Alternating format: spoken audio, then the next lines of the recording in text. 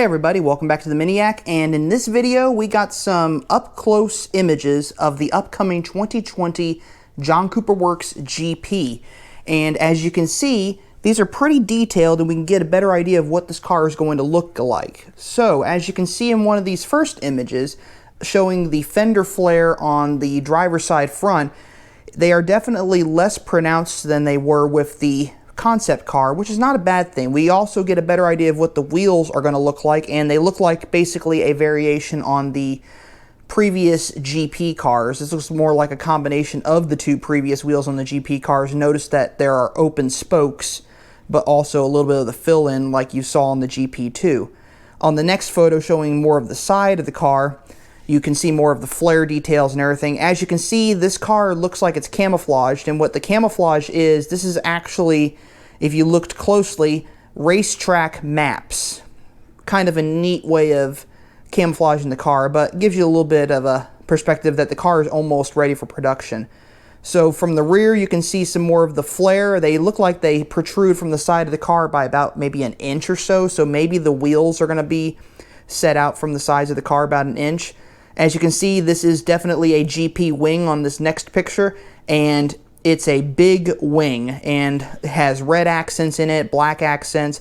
This is going to be a neat looking wing. This is probably the biggest GP wing they've ever installed on a GP specific Mini. So this is pretty interesting to look at. Another photo of the front, you can see they definitely have a different chin spoiler, more pronounced. Also, you can see, if you look closely, you can see the new grille that's going to be on the front of the car. So they've done away with the bumper beam or tried to conceal it, and it makes it look a little bit different, makes it a little bit better. It looks like they might have enlarged the snorkels in the air dam at the bottom too, but I'm not too sure on that one. Still looks like a JCW, so that's always good. I think I see the new redesigned mirrors as well with this car.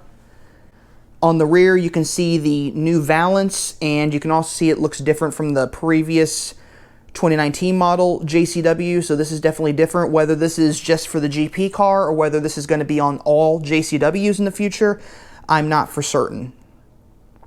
Another photo shows the flare on the rear of the car, and you can see the wheels a little bit more up close as well. Definitely a different look.